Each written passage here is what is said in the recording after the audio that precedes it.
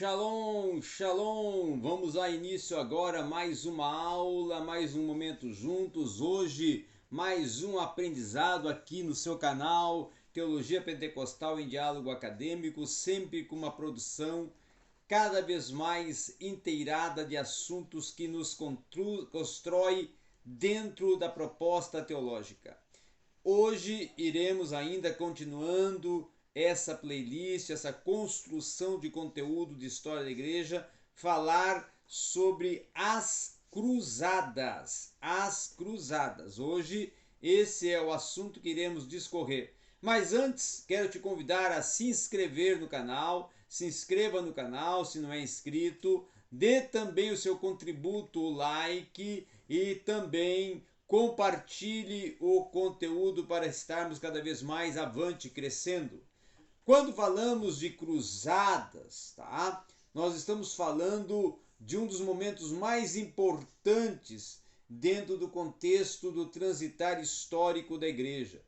De todos os ideais que foram elevados e cativaram o espírito, tá? Da época, no período ali justamente da Idade Média, nenhum foi tão assim avassalador e expressivo e até tão dramático e até nem tão contraditório como foi o das Cruzadas, tá?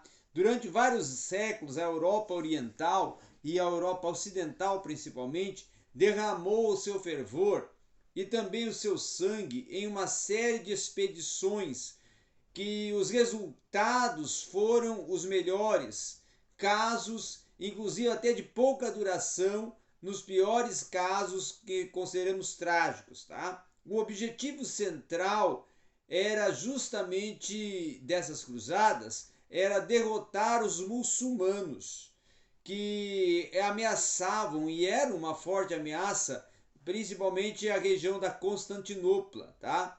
E a proposta não era o quê? Salvar o Império do Oriente e unir de novo a cristandade e reconquistar a Terra Santa, tá? E em tudo isso, claro, conquistar a salvação, o céu, não é? Então, com essa proposta e com esse último propósito, foi sendo alcançado ou não, cabia ao juiz supremo decidir. Claro, Cristo é que ia decidir dentro desta ótica, né? Todos os outros foram concretizados, os outros propósitos, e de uma forma ou outra, nenhum deles de uma maneira até permanente, tá? Os muçulmanos derrotados no começo até por estarem divididos entre si e mais tarde virem a se unir e expulsar os cruzados da região da Constantinopla, tá? E também até a sombra do seu império puderam continuar existindo até o século XVI, quando esse longo prazo caiu sob o ímpeto dos turcos otomanos, tá? As igrejas de fala latina, as igrejas latinas, tá? E também as igrejas gregas, elas se uniram por pouco tempo. E pela força e a consequência da quarta cruzada que vai ocorrer, um verdadeiro resultado dessa união, que foi até uma união forçada pelo ódio que os gregos nutriam pelos latinos, ela veio se acentuar. E a Terra Santa ela esteve em poder dos cristãos mais ou menos um século e depois ela veio a cair novamente em mãos muçulmanas. Agora, o pano de fundo das cruzadas e as também denominadas peregrinações, tá? Desde o século IV, essas perseguições até a Terra Santa, elas podemos dizer que ficaram cada vez mais populares e já antes surgira um costume de visitar os túmulos dos mártires no aniversário da sua morte. Por exemplo, agora o império era cristão, sendo até possível fazer peregrinações mais longas até a Terra Santa ou a Roma, onde inclusive descansavam os restos mortais de Pedro e Paulo. A mãe de Constantino, a Helena, ela creu ter descoberto em Jerusalém os restos da Vera Cruz. Então essa descoberta e também as basílicas que elas vinham a descobrir e que eram basílicas inclusive de vários imperadores, tá? Tinham mandado construir, aumentavam essas fascinações dos cristãos pela Terra Santa, com o início ali já de uma migração e de uma peregrinação à Terra Santa. Ao mesmo tempo, vários dos gigantes, a que nós dedicamos inclusive grande parte da historiografia da igreja, eles atacam as peregrinações, dizendo até que se tratava de uma superstição e que em todo caso havia mais mérito em ficar em casa e fazer o bem do que marchar até algum lugar distante por qual que fosse os motivos religiosos.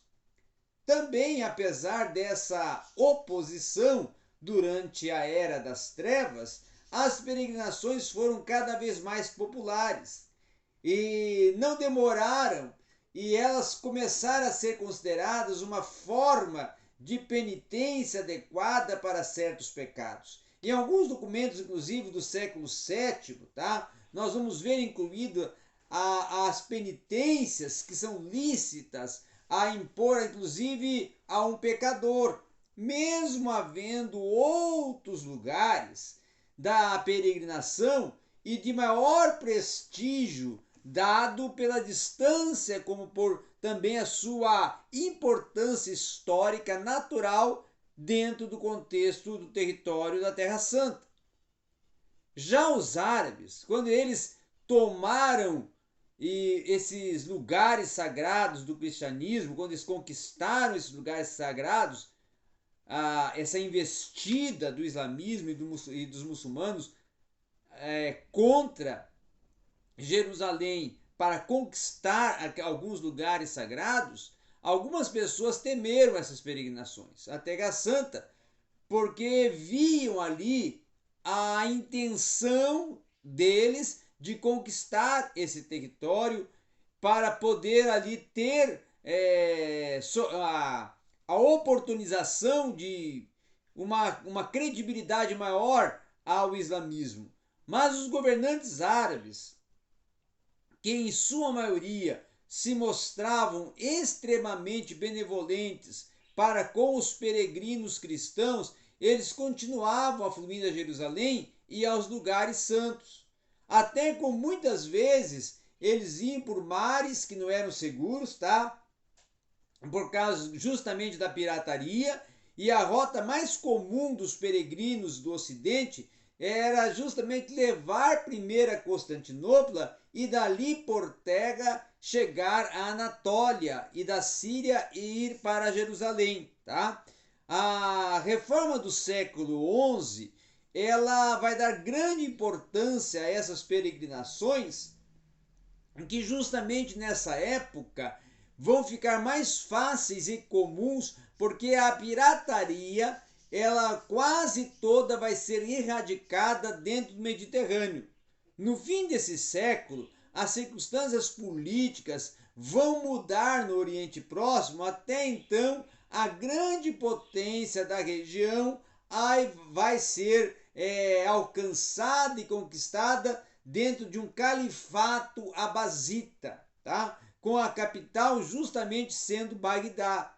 Ainda que as suas relações com o denominado Império Bizantino não fossem cordiais, este último tinha naquele forte baluarte contra as hordas da denominada Ásia Central, tá? Então, no século XI, poderia até ser abrasido os turcos jerucidas e eles invadirem o califado até depois o império. Já o Constantinopla, ela vai se ver ameaçada e por essa razão repetida ela vai pedir ajuda ao Ocidente. Os turcos que vão tomar primeiro os lugares sagrados, depois até a dinastia árabe dos Fatimidas, eles tendo como sede do seu poder o Egito, eles vão começar as terras conquistadas pelos turcos e esses vão se dividir em diversos grupos, para os que os peregrinos em tudo venham fazer uma viagem sem ser confusa e também sem ser perigosa. Os que regressavam, tá, da região da Europa diziam que cada cidade parecia ter seu próprio governo e que por todos os lados havia ali fortes bandos de ladrões, quanto os quais era inclusive necessário se vir a armar, a se estar em estado de defesa, inclusive, tá? Então, nessas novas circunstâncias, que inclusive eram aliadas ao fato de que muitos peregrinos não voltaram para a sua cidade natal, as pessoas começavam a pensar na Terra Santa como um lugar da última peregrinação. Muitos documentos da época nos falam de peregrinos que esperavam morrer em Jerusalém ou a caminho, e alguns chegam a mostrar-se, inclusive, decepcionados por ter podido regressar para os espíritos mais exaltados, tá? A morte em peregrinação à Terra Santa. E isso vai ser uma oportunização da suprema eleição divina, como o caso da morte nas mãos do império, que tinha sido para os mártires de antigamente, tá? Então, em contrapartida, essa situação vai provocar a existência de peregrinos armados, e esses não vão conquistar a Terra Santa, mas eles queriam estar prontos até para se defenderem caso viesse a deparar-se com algum bandido, ou até se um grupo de soldados viesse a pretender matá-los ou aprisioná-los.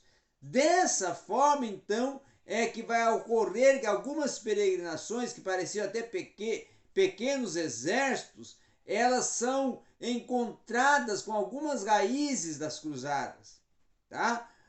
As cruzadas, principalmente denominadas como Guerra Santa, nós temos que começar a considerar e argumentar sobre elas como uma tradição que foi inserida nesse contexto histórico na proposta de Guerra Santa e vai se fundir justamente com a das peregrinações, até para criar o ideal das cruzadas.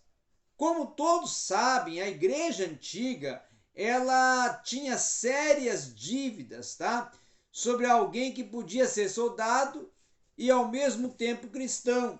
Na época, inclusive, de Constantino, essas dívidas elas foram desfeitas e por isso os cristãos eles parecem ter sido realmente numerosos relativamente nas regiões e legiões romanas, tá? Eusébio, que vai relatar a guerra de Constantino contra Magêncio e também contra Licínio, como se fossem empreendimentos ordenados por Deus, para isso vai contar com muitos precedentes no Antigo Testamento e não vai deixar de fazer uso deles. Pouco depois, então, Agostinho ele vai devolver a teoria da guerra justa e vai assinalar as condições necessárias para que esse nome pudesse ser dado a uma ação bélica qualquer. Na Era das Trevas, vai haver muitos bispos cristãos que, de um ou outro modo, vão apoiar algum exército, até que saia para campo de batalha e essa conquista venha a ser as conquistas de Carlos Magno, que venham receber a sanção papal. Na época em que nós estamos, inclusive, estudando e estamos aqui hoje discorrendo, é justamente também o período em que o Papa Leão IX ele vai dar um exemplo sobre essa situação marchando frente das tropas com quem esperava derrotar os normandos. Então, ele vai abraçar o Papa Leão IX essa condição de proclamação de uma guerra santa. Já ao mesmo tempo, nós vamos ver que os cristãos eles tentam expulsar os mouros da Espanha e nesse esforço eles vão contar com o apoio da igreja. E claro, a bênção do Papa Leão IX. E às vezes vai chegar, inclusive, a reclamar alguns territórios que foram conquistados como propriedade de Pedro, vai ser a reivindicação do Papa.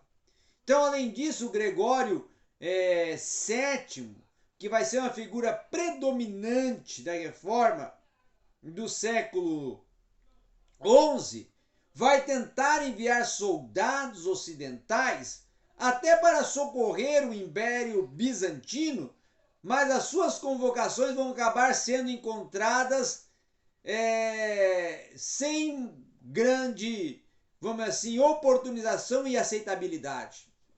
Não vai ter uma aceitação essa proposta dele, tá?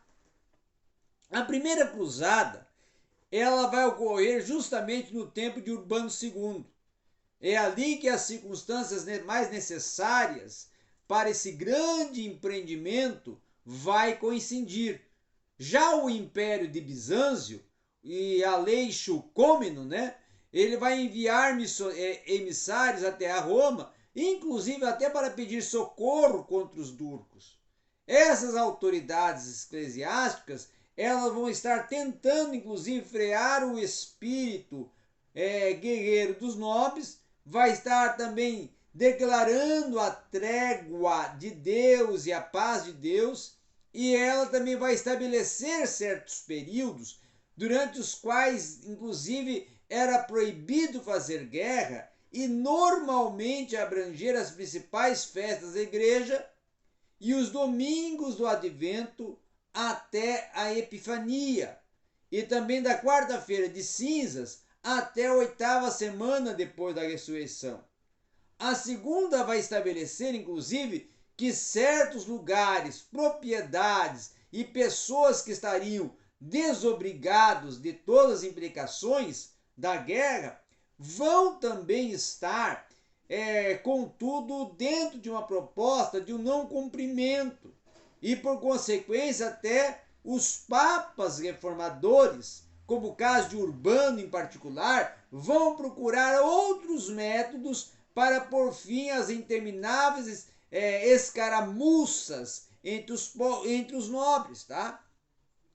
De um outro lado, já nos últimos anos do século XI, já vai ser triste na maioria da parte da Europa ocidental, quando alguns anos seguidos de colheitas fracas, inclusive, em algumas regiões, vai ocorrer uma fome muito atroz, muito expressiva, tá? Já que vai causar, inclusive, não só um círculo grande de anemia entre os povos ali daquela região, mas também vai vir junto com isso pestes, epidemias, várias enfermidades, várias situações de doenças em que muitos enfermos vão sofrer terrivelmente febre altíssima, vão ter seus pés e mãos gangrenando e vão apodrecer e cair aos pedaços pés e mãos.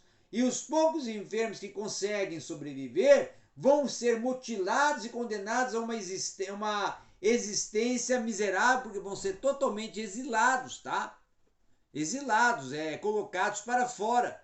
Em meio a essas circunstâncias todas, não devemos, por exemplo, nos surpreender com a acolhida que o chamado do Papa Urbano vai ter no Concílio de Clermont, na França, onde ele vai fazer uma famosa convocação à Primeira Cruzada, como o caso que Urbano, que era francês, vai supor que o seu discurso foi dirigido a todos os presentes, proferido no idioma do povo para se referir ao perigo que os cristãos do Oriente enfrentavam nessa ameaça turca, tá? E aí o Papa vai passar a descrever em detalhes os horrores que os peregrinos sofriam, a profanação dos lugares sagrados e a necessidade imperiosa de que venha até a se acudir em um socorro aos irmãos gregos, antes deles inclusive terminarem o seu discurso.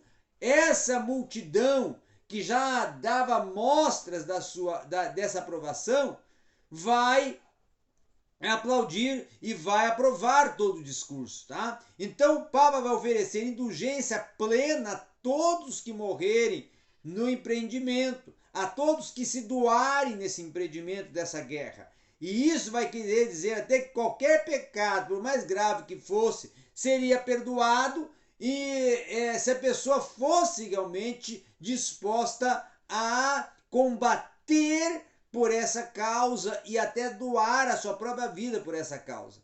Então, o resultado dessa convocação vai ultrapassar em muito as esperanças do Papa. Por quê? Porque o que parece que ele desejava, que era que começasse os preparativos de uma grande expedição militar e de um acordo com os padrões tradicionais, tá? Inclusive até dirigida pelos próprios nobres, o resultado imediato vai ser o quê?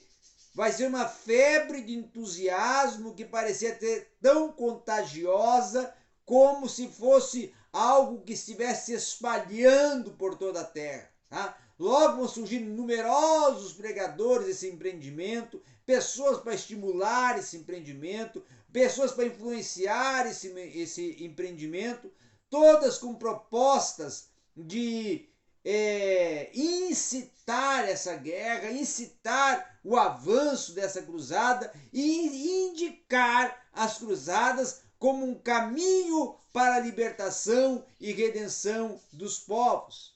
Então, o mais famoso, inclusive, desses influenciadores foi o ermitão, que com uma mancha, ou com um manto, melhor dizendo, de lã grosseira, ele levava uma pregação estimulante à cruzada, também contagiosa, até prometendo para os que entravam nessas cruzadas uma austera riqueza, tá? Uma austera condição de nobreza que iam conquistar pela contribuição que estavam dando para a impetração da paz. Então essa que era a grande proposta, que Ermitão também ele ia, né, anunciando essa cruzada e ele ia levando assim uma multidão cada vez maior de seguidores que entusiasmado preparavam seus cavalos, preparavam as suas armas e partiam em expedição para se unir aos outros demais soldados, colonizadores e nobres que já estavam envolvidos nessas cruzadas. Então, essa primeira cruzada teve um grande êxito, porque o povo vai abraçar a cruzada e a França e os franceses todos vão se envolverem nessa proposta para vencer a todo esse contingente turco e contingente islâmico que queria tomar vamos assim, as regiões e impetrar as suas propostas religiosas, no caso o islamismo. Era isso que nós tínhamos para hoje, dentro aqui do seu canal Teologia Pentecostal em Diálogo Acadêmico.